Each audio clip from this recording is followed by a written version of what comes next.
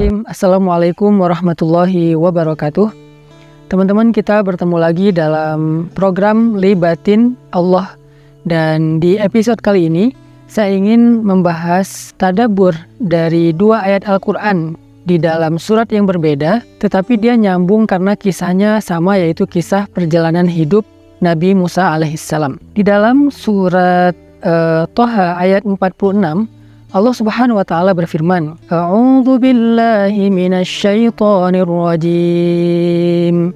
Bismillahirrahmanirrahim. Qala la takhafa innani ma'akuma asma'u wa ara. Allah Subhanahu wa taala berfirman kepada Musa dan Harun, wahai Musa dan Harun, la takhafa, janganlah kalian takut berdua. Innani ma'akuma asma'u wa ara. Sesungguhnya aku bersama dengan kalian mendengar dan melihat. Ayat yang kedua adalah di surat Asy-Syu'ara ayat 62. Allah Subhanahu wa taala berfirman, Bismillahirrahmanirrahim. Qala kalla inna ma'iya rabbi sayahdin.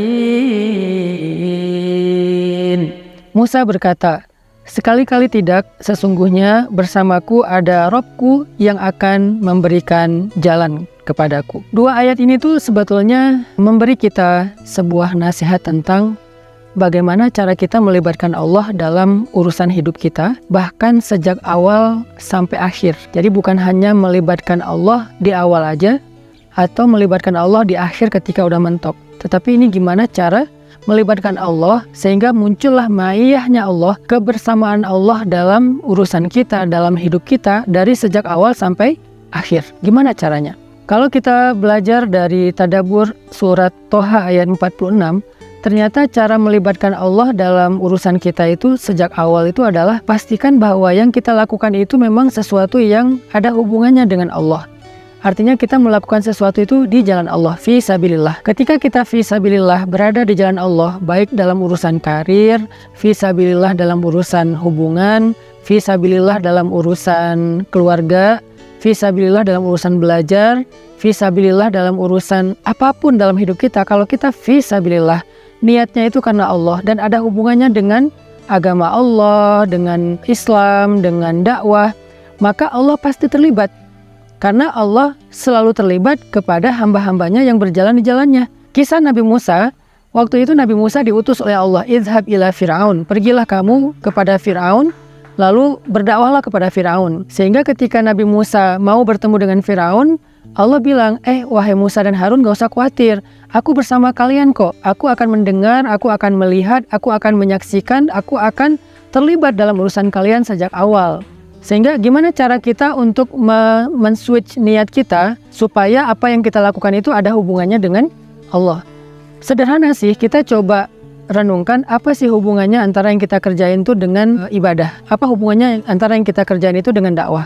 Misalnya teman-teman dalam urusan karir, coba kuatin niat bahwa kalau saya sukses, insya Allah saya akan membantu orang lain. Kalau saya sukses, saya akan bersedekah. Kalau saya sukses, saya akan menjadi orang yang lebih bermanfaat. Kalau saya sukses, saya akan bangun masjid, pesantren, sekolah, dan bla bla bla. Itu artinya kita mengkonektingkan antara proyek dunia kita dengan proyek langit. Nah, disitulah berarti kita fisabilillah.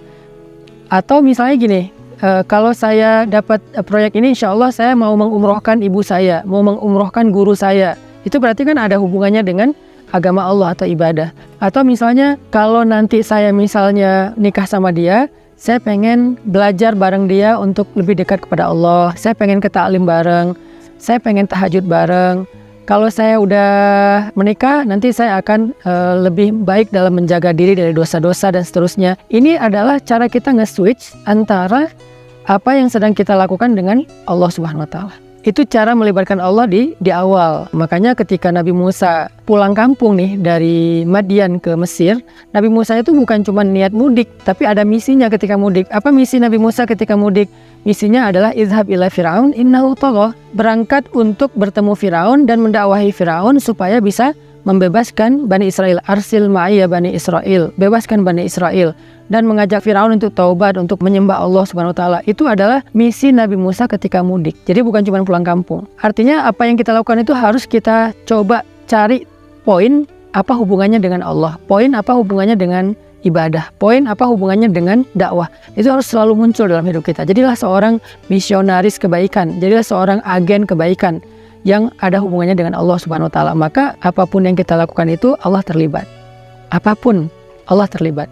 Kemudian ketika dalam perjalanan bagaimana melibatkan Allah sampai di akhir? Belajar dari surah Asy-Syu'ara tadi, yaitu kalla inna ma'iya rabbi sayahdin. Ketika pengikut Musa bilang, ya Musa, kita ini celaka, kita akan ketangkap sama Firaun, kita akan dibunuh sama Firaun, kita udah mentok, di depan kita laut, di belakang kita tentara. Nabi Musa bilang kepada kaumnya supaya mereka tidak berputus asa dari ma'iyah atau kebersamaan Allah. Kata Nabi Musa, kalla, enggak seperti yang kalian anggap bahwa Allah enggak terlibat, kita sendiri, kita ditinggalkan, kita bakal dibunuh, kita bakal disakiti sama tentara Firaun. Kalla, enggak kayak gitu. Inna ma'iya rabbi sayahdin. Kok bisa Nabi Musa bilang kayak gini? Sesungguhnya bersamaku ada Robku yang akan memberikan jalan.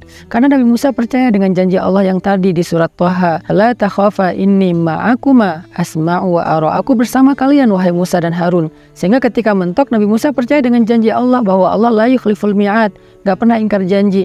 Sehingga ketika Nabi Musa berbaik sangka kepada Allah, tetap berharap pada Allah, sementok apapun kondisi beliau, sesulit apapun kondisi beliau, maka kemudian Allah menunjukkan keajaiban. Wahai Musa, pukullah tongkatmu di batu. Ketika dipukul akhirnya batu karang itu membuat laut terbelah, dan Allah yahdin, memberi jalan kepada Nabi Musa dan pengikutnya, atau memberi arah kepada Nabi Musa dan pengikutnya untuk mereka menyeberang. Nah, ini adalah cara melibatkan Allah yang kedua. Jadi yang pertama adalah tetap di jalan Allah, yang kedua tetap berharap dan berprasangka baik kepada Allah walaupun udah mentok, seperti materi kita sebelumnya. Karena Allah berjanji, walladzina jahadu fina lanahdiyannahum subulana. Orang-orang yang tetap di jalan kami, berusaha untuk tetap istiqomah, pasti kami akan memberikan jalan-jalan kami. Arti jalan-jalan di sini itu banyak solusi, bukan cuma satu solusi. Sehingga teman-teman yang dirahmati Allah SWT, belajar dari kisah surat Asy-Syu'ara dan surat Thaha, kisah Nabi Musa ini, sederhana sih cara melibatkan Allah dalam urusan hidup kita. Di sini cara ngelibatinnya. Dengan apa? Dengan ikhlas dan sikoh.